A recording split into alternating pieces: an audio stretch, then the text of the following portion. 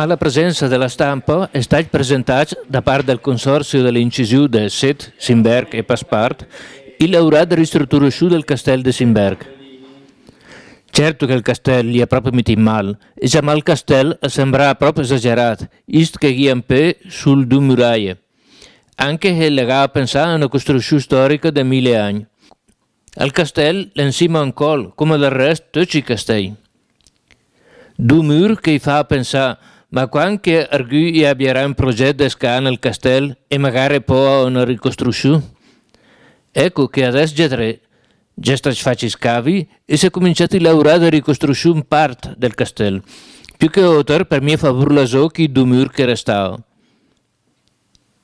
Al presidente del consorzio, Riccardo Tobia, l'ha spiegato a brache la storia e i padroni del castello e l'ha ipotizzato che il territorio di Simberg 1000 anni fa podia essere fino al Trentino e da questo si podia spiegare la presenza dei conti dell'Udru come padrone del castello. La dottoressa Tiziana Cittadini, come padrona mia del castello, l'ha fatta le presentazioni e l'archeologo Andrea Breda della sovrintendenza lombarda l'ha spiegato poi Laura e già spiegato poco al Tigipota. Gonfate scavo archeologico nel castello di Simberg proprio perché i documenti storici per la sua epoca più antica sono dei documenti storici e allora per risolvere questo problema sono andati proprio naturalmente a consultare l'archeologia. L'archeologia è un mistero praticamente che ti dà la possibilità di tirare fuori dalla terra dei dati, degli oggetti, delle monete che praticamente fa la funzione dei documenti che è mio. Questo naturalmente per i periodi più antichi. Invece per i periodi più recenti, per il 200, il 300, insomma per il tardo medioevo, per fortuna che sa un po' di carte che parla del castello di Simberg, del paese di Simberg e si comincia a capire un po' di più.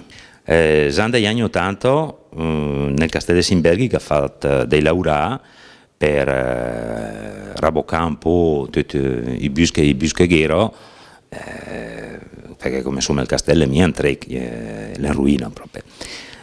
Però negli ultimi 3 anni si è fatto un progetto finanziato dalla regione Lombardia e portato avanti dal consorzio delle incisioni rupestri.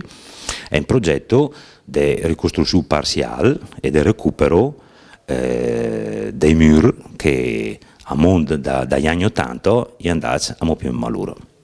Il laureato già ha un corso, ma è volito presentare perché nel stesso tempo si fa una rievocazione storica chiamata Nadro 1611, una tornata a Nadar 400 anni fa, e per l'occasione già presente al consorzio a Nadar 2 costumi di allora ricostruiti secondo i modi di quel tempo.